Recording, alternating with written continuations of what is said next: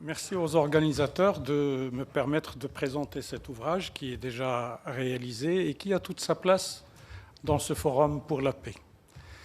Ce forum a montré aujourd'hui combien la Méditerranée est caractérisée à la fois par le dialogue, l'échange, mais aussi la tension et le conflit. Et ça, c'est tout à fait la caractéristique de la Méditerranée. Et c'est ce qui constitue d'ailleurs la problématique de cet ouvrage, problématique à laquelle je reviendrai tout à l'heure. D'abord, cet ouvrage est écrit par une quinzaine d'auteurs de 8 pays, 4 du nord et 4 du sud de la Méditerranée. Je les cite rapidement: Portugal, France, Italie et Grèce, et Liban, Égypte, Tunisie, Maroc. Voilà pour les pays. Seulement pour les premières réunions, il y avait d'autres pays qui avaient participé à l'élaboration, à la réflexion de cet ouvrage. Et il y avait donc des auteurs d'Irlande, d'Angleterre, d'Espagne, de Turquie, d'Israël et de Mauritanie. Donc c'est dire que la réflexion a été assez large au départ. Alors pourquoi cet ouvrage ? Eh bien, c'est pour répondre à un besoin. Le besoin, on le qualifie de manuel, mais ce n'est pas un manuel destiné aux élèves. C'est un manuel destiné aux enseignants, aux formateurs des formateurs, aux concepteurs de programmes scolaires et aux auteurs de manuels. Donc, bien sûr, la finalité, c'est de toucher les élèves du secondaire, collège, lycée, même les étudiants, mais on veut passer d'abord par les formateurs des formateurs. Cet ouvrage est le résultat d'un processus, parce qu'il faut expliquer un peu la genèse de cet ouvrage. Il faut remonter aux attentats du 11 septembre. Depuis les attentats du 11 septembre, il y a eu beaucoup d'études, plutôt à caractère diagnostique, où on a essayé d'étudier la représentation de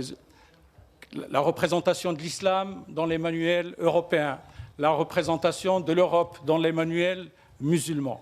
Donc il y a eu pas mal de publications, de colloques sur cela.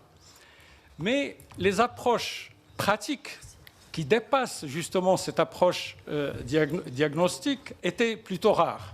Alors il y a eu quelques exemples que je cite. Il y a un manuel qui s'appelle la mer Noire, sur la mer Noire, et donc un manuel commun pour les pays de la mer Noire. Il y a eu le manuel franco-allemand, que vous connaissez, et il y a le troisième, c'était un guide qui a été élaboré, enfin, à l'initiative de l'ICESCO, UNESCO, Fondation Anna Lindh, un guide destiné aux auteurs de manuels scolaires pour essayer de rapprocher les points de vue de la Méditerranée. Alors, ce qui fait que ce manuel que nous avons écrit, qu'est-ce qui le caractérise? D'abord, comme je vous ai dit, c'est un manuel, mais un manuel pas pour les élèves, mais pour les formateurs des formateurs. C'est un manuel commun, il se veut commun à l'ensemble des pays méditerranéens. Notre projet, c'est qu'il soit adopté par l'ensemble des pays méditerranéens. Et d'ailleurs, lors de la conférence de lancement, il y a eu pas mal de représentants d'État, des ministres, etc., qui sont venus, qui ont dit chiche, ils ont soutenu, ils ont validé le travail. Mais pour le moment, on attend. Ils n'ont encore rien fait de concret. Il y a eu pas mal de promesses, mais on attend, on va se montrer patient. C'est un manuel d'histoire méditerranéenne, donc il ne ressemble pas au manuel franco-allemand. Le manuel franco-allemand, c'est un manuel d'histoire générale destiné aux élèves de seconde, première et terminale, mais celui-là, il porte uniquement sur l'histoire de la Méditerranée, de la préhistoire jusqu'à nos jours. Voilà pour ce qui est de ce qui caractérise un peu ce manuel.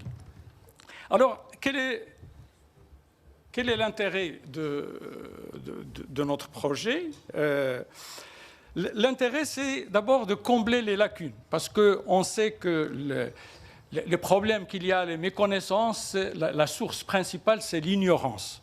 Et donc, on veut combler cette lacune, permettre aux élèves du Sud et leurs enseignants de mieux connaître le Nord et les élèves et les enseignants du Nord de mieux connaître le Sud.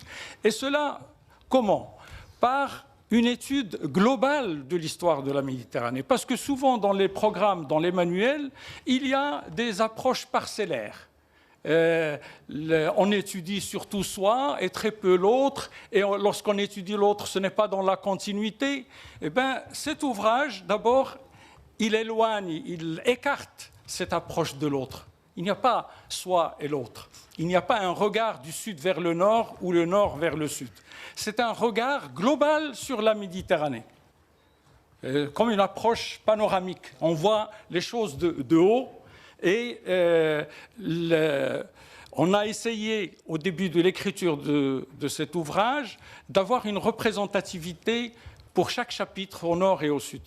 Mais assez vite, lorsqu'on a commencé à travailler, nous avons oublié notre appartenance. Et c'est ce qui a été le secret de notre réussite, c'est que nous avons oublié notre appartenance. La seule appartenance qui a joué, c'est l'appartenance scientifique. Et c'est ce que vise l'ouvrage, c'est de nous éloigner de l'européocentrisme, de l'arabo-islamocentrisme et ajouter à cela la volonté d'exercer les élèves à la pensée historienne, c'est-à-dire les initier à la critique, à la démarche historienne. Et c'est pourquoi l'ouvrage est construit sur 2 volets. Chaque chapitre est constitué d'un volet historique, c'est une synthèse historique de chaque période, préhistoire, antiquité, et ainsi de suite. Et chaque chapitre comporte un 2e volet où il y a des études de cas, où on zoome sur certaines questions, avec donc une problématique et un certain nombre de documents. Il y a une diversité de documents iconographiques, des textes, etc., et avec des orientations pour les enseignants pour utiliser justement ces documents. Alors, la problématique, je l'ai évoquée tout à l'heure, la problématique, c'est comment, à travers l'histoire, une entité historique méditerranéenne a émergé. Comment elle a émergé? À travers le dialogue, les échanges, mais aussi les tensions, les conflits. Cette problématique nous était nécessaire, non seulement pour servir, bien sûr, de fil directeur pour l'ensemble des auteurs de l'ouvrage, mais les auteurs de chaque chapitre devaient garder en tête cette problématique générale et décliner pour leur chapitre une problématique justement qui prend sa source de cette problématique générale. La même chose, c'est poser le problème de la périodisation. Vous savez, la périodisation, c'est de l'interprétation, les coupures, les tournants, et les tournants au nord ne sont pas forcément ceux du sud, donc il a fallu concilier cela, et de toute façon, quand ça ne se ressemble pas, il fallait évoquer la chose en introduction de façon à ce que le lecteur sache qu'il y a différentes manières de périodiser l'histoire méditerranéenne. Monsieur le professeur. Je finis. Oui. Pourquoi ce titre, une histoire partagée? Eh bien, c'est clair. À partager. Une histoire à partager, parce que je passe rapidement à la conclusion, comme ça je satisfais Monsieur le Président. Une histoire à partager, ce titre, c'est à partager pour l'enseignement. Il s'agit d'enseigner cette histoire, la partager par l'ensemble des élèves de la Méditerranée, les enseignants, etc. Mais ça sous-entend un autre sens. C'est une histoire à partager, à construire nous-mêmes, ensemble, pour l'avenir de la Méditerranée. Je vous remercie. Merci beaucoup. Très beau projet, mais très beau projet. On vous qui confirme d'ailleurs qu'on fait bien l'histoire quand on la confie aux historiens et pas aux politiques. Je vous redonne la parole, mais pour une seconde. Donc, quand cet ouvrage sera-t-il disponible, s'il ne l'est déjà? Alors, il existe. Il existe. Vous pouvez le trouver dans les bonnes librairies, chez les libraires. Et puisque vous me donnez une minute, je une seconde. Il y a une plateforme. Il y a une plateforme sur le site web où certaines études de cas sont publiées, aussi bien en arabe qu'en français.